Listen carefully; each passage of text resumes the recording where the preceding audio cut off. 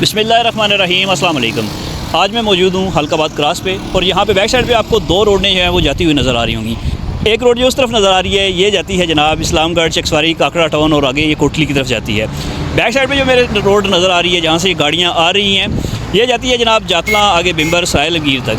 तो आज मैं इस रोड पे सफ़र कर रहा हूँ और आपको एक ऐसी खूबसूरत सी जगह दिखाने के लिए जा रहा हूँ जो कम से कम 100 साल पुरानी है। यहाँ पर अपने दौर की ये बहुत बड़ी इन्वेस्टमेंट थी और इस इन्वेस्टमेंट का आज तक फ़ायदा हो रहा है। इतनी अच्छी तरीके से उसको प्रिपेयर किया गया कि आज भी वो काबिल इस्तेमाल है। तो चलें इस रोड पर चलते हैं और आपको दिखाते हैं कि यहाँ पर 100 साल पुरानी ऐसी कौन सी जगह है, कौन सी चीज़ है जो आज भी काबिल इस्तेमाल है और अपने दौर में इस इलाके की ये सबसे बड़ी इन्वेस्टमेंट भी थी।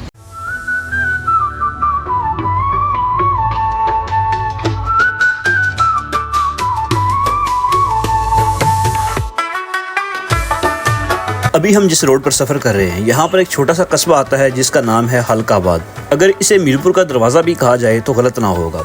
इस कस्बे के दरमियान से एक सड़क गुजरती है जो कि दौरे हाजिर में बढ़ती हुई ट्रैफिक के मसले को पूरा नहीं कर पा रही और गवर्नमेंट को इस एरिया में जल्द ही कोई बाईपास बनाना चाहिए ताकि यहाँ पर जो एक्सीडेंट्स वगैरह होते हैं उनको रोका जा सके। क्योंकि ये इलाका मीरपुर के करीब है तो इस वजह से गवर्नमेंट ने कई इदारों को भी इस एरिया में शिफ्ट कर दिया है, जिसमें सबसे पहले अकाब स्कूल फॉर दी ब्लाइंड,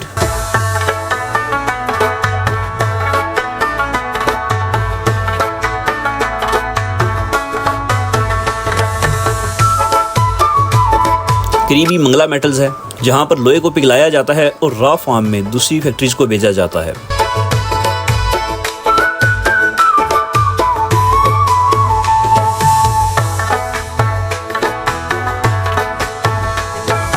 इसके बिल्कुल सामने आर्मी पब्लिक स्कूल भी मौजूद है और इसके करीब से ही मस्ट यूनिवर्सिटी का कैंपस भी स्टार्ट हो जाता है। थोड़ा सा आगे जाएं तो चौधरी अख्तर साहब का बनाया हुआ कोर्ट इदारा भी इसी रोड पर ही आता है जो एशिया का ऑर्फन्स का सबसे बड़ा कम्प्लेक्स है।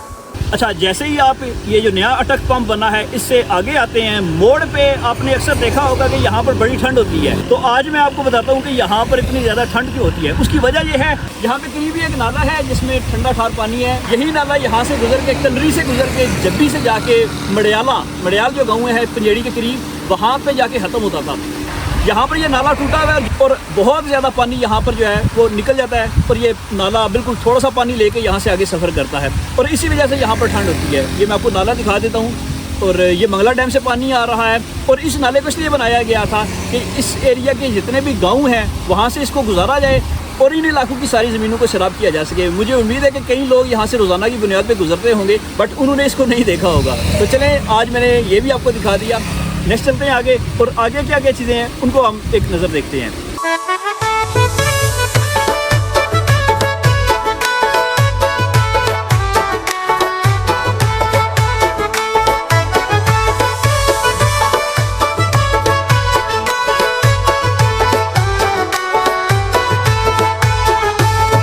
अच्छा जी, इस वक्त हम पहुँचे हैं वेस्पा में।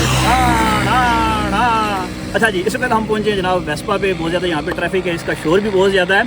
पीछे मेरे जो है ये फैक्ट्री है, इसी वजह से इस एरिया का नाम जो है वो वेस्पा फैक्ट्री रखा गया था। और वेस्पा आपने अक्सर बाइक या स्कूटीज़ देखे होंगे, ये यहाँ पर मैन्युफैक्चर होते थे। वेस्पा जो फैक्ट्री थी ऑफिशियली जो वेस्पा बनाने वाली कंपनी थी ये यूरोप की कंपनी थी और उसी की एक ब्रांच या कह सकते हैं कि उसी का एक मैन्युफैक्चरिंग प्लांट जो है वो इस एरिया में लगाया गया और इस एरिया में ये सारे बाइक्स बनते थे।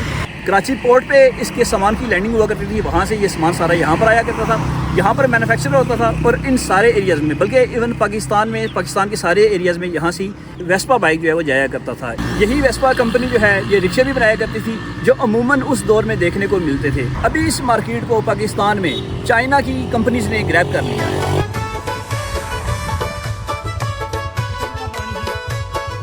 उस जगह पे कितना ज़्यादा पानी था, अच्छा खासा पानी था। जैसे ही ये सांगा मोड़ किकरी वाला मोड़ है ना, ठीक है, ये सांग रोड किकरी वाला मोड़, यहाँ पे जब पहुँचते तो यहाँ पे देखें बिल्कुल पानी खत्म हो जाता है। आगे कलरी से जाके भी ये टूटा हुआ है, जब्बी से जाके भी ये टूटा हुआ है। तो उन इलाकों में ये पानी पहुँचता ही नहीं है। अगर वहाँ पे पानी पहुँचेगा, ज़मीनें सैराब होंगी तो कम से कम जो हमारी फसलें हैं वो बेहतर हो जाएंगी।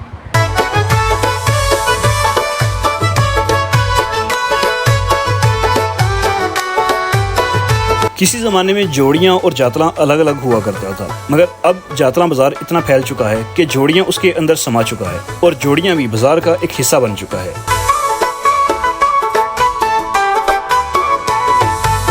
जातला में कम जगह होने की वजह से इस एरिया में भी बहुत ज़्यादा बिजनेसेस आ चुके हैं। जैसे ही जोड़ियाँ से निकल के जातला में एंटर होते हैं तो हमें रोड की दोनों ही तरफ महल नज़र आते हैं। कुछ ऐसे महल जो ओपन एयर में हैं, जो दिखावे के लिए नहीं है, मगर यहाँ पर रहने वाले बहुत ही अमीर हैं जो अपनी शादियों पर लेमोजीन्स मंगवाते हैं। इसके ऑपोजिट साइड पर भी एक बहुत बड़ा महल बन रहा है।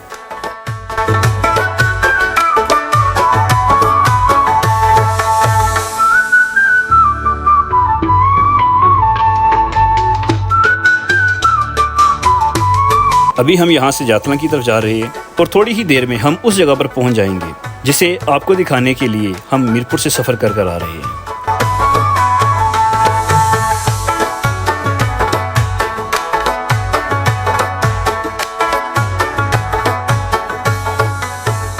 हम पहुँच आए हैं उस जगह पर जिसके लिए हम जनाब स्पेशल मीरपुर आज़ाद कश्मीर से आ रहे हैं। अभी मैं मौजूद हूँ जनाब जातला हेड पे। जातला हेड के बिल्कुल टॉप पे मैं इस वक्त खड़ा हूँ। एक तरफ नहर है और दूसरी तरफ जो है ये हेडवर्क्स के थ्रू पानी जो है वो नीचे निकल के जा रहा है और ये पानी जा रहा है सीधा दरिया में, दरिया झेलम की तरफ। यहाँ पर आके एक चीज़ जो मैंने देखी है वो मैं यहाँ पे काउंट करना चाहता हूँ। मुझे बड़ी हैरानी हुई है कि देखें यहाँ पे कितना ज़्यादा पानी है।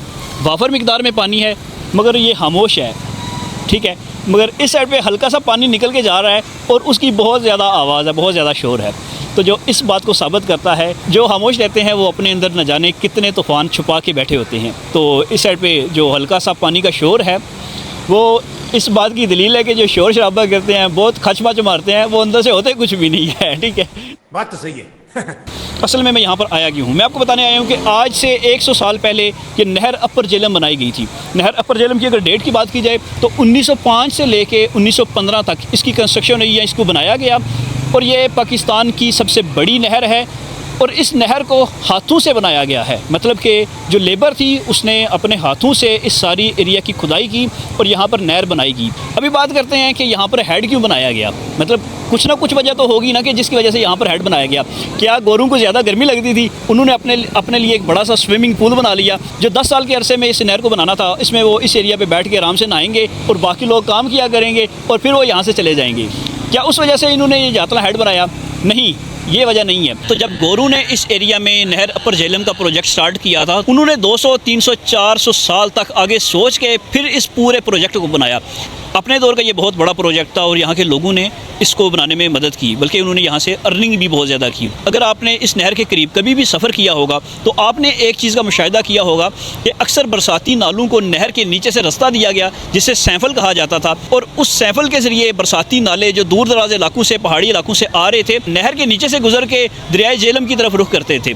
असल इनको बनाने की वजह क्या थी कि पहले ये सारा एरिया मैदानी हुआ करता था और जब इस नहर को बनाया गया तो खुदाई की गई। उसके बाद जो बरसाती नाले ऊपर से आ रहे थे उन सबको जगह दी गई ताकि वो नहर के नीचे से गुजर के दरिया झेलम की तरफ जाएं और उनमें जितना भी पानी आता है नहर अपर झेलम में ना मिक्स हो। अगर बात करें जातला हेड की, तो जातला हेड में एक सैंपल से काम नहीं चल सकता था, क्योंकि यहाँ पर आके कम से कम 4 बड़े बरसाती नाले मिलते हैं। उन 4 बड़े बरसाती नालों की वजह से यहाँ जातला हेड बनाया गया।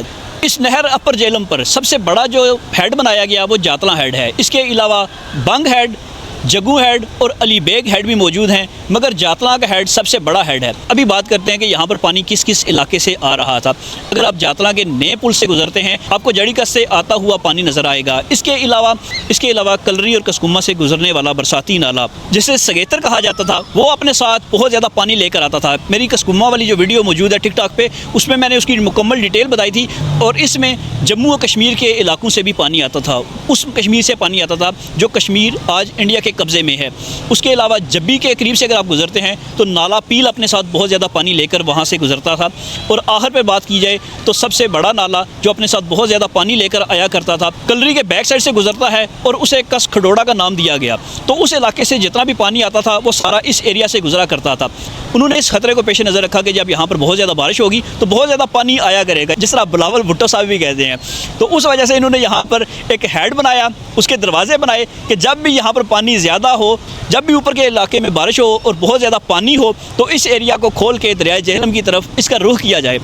आज के दौर की अगर कंस्ट्रक्शन की बात की जाए तो रोठोया हरियाम ब्रिज कम से कम 15 साल से लटका हुआ है, मगर कम से कम 100 साल पहले जो यहाँ पर इतना बड़ा प्रोजेक्ट बनाया गया उसके लिए उन्होंने एक बेहतरीन तरीके से एक नज़्म ज़ब्त के साथ इस प्रोजेक्ट को स्टार्ट किया, जहाँ जहाँ पे जो जो रिक्वायरमेंट्स थी वो पूरी की, और आज भी ये सारा प्रोजेक्ट अपनी असल हालत में मौजूद है और कभी भी कोई ज़रूरत पेश नहीं आई कि इसको तब्दील किया जाए या इसको चेंज किया जाए। हाँ, कुछ अर्सा पहले ज़लज़ले में ये नहर का एक बंद टूट चुका था और बहुत ज़्यादा पानी वहाँ से निकल गया, मगर वो कुदरती आफत थी, इसके अलावा कभी भी इस नहर में कोई मसला इशू नहीं आया। तो अभी भी बारिश बन चुकी है। मेरे कैमरा जो इस बात से बड़े टरके हुए हैं, डरे हुए हैं कि जनाब मैंने बड़ी दूर जाना है, सफ़र करना है। तो आपको इस साइड पे भी जो है वो बादल नज़र आ रहे होंगे। थोड़ी देर में वहाँ पे बारिश होगी और वही रास्ते जिनका मैंने जिक्र किया है उन्हीं रास्तों से बहुत ज़्यादा पानी इस नहर अपर झेलम में आ जाएगा और यहाँ से फिर दोबारा इन दरवाज़ों को खोल के झेलम दरिया की तरफ भेजा जाएगा। तो देखें कि उस दौर में इन छोटी छोटी बातों का कितना ख्याल रखा जाता था। तो मुझे उम्मीद है कि आज आपको सीखने को कुछ नया मिला होगा।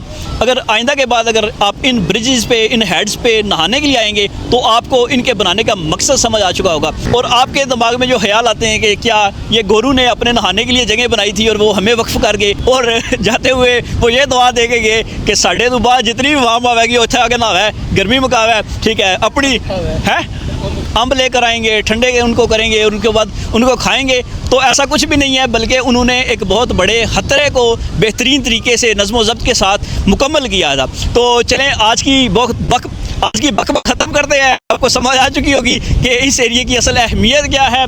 बादल माशाल्लाह बन चुके हैं, मौसम ठंडा हो चुका है, वरना इस साइड पे बहुत ज़्यादा बंदे थे जो नहा रहे थे। तो चलें, हमें भी थोड़ी देर के लिए मुख्तसर इजाज़त मिली थी यहाँ पे ऊपर आके वीडियो शूट करने की, वो भी ख़त्म हो गई है। चलते हैं जनाब वापस मीरपुर में और मिलते हैं अगले व्लॉग में। इजाज़त दीजिए, अल्लाह नेगेबान। उस्ताद जी आवाज़ सुने, जो आवाज़ ना सही हुई तो तुम लंघोगे, मजाक तो हट गए, अक्सर आवाज़ ख़राब हो जानी है। इधर चिड़ियाँ सोनियाँ आ रही हैं, तूफान आया, ऊपर चेक करो उस्ताद जी, तूफान चल रहा है। ये तो अं आए सब वीडियो बनाने लोगों की दुकान है, वैसी तो आप तूफाना फस गए हैं।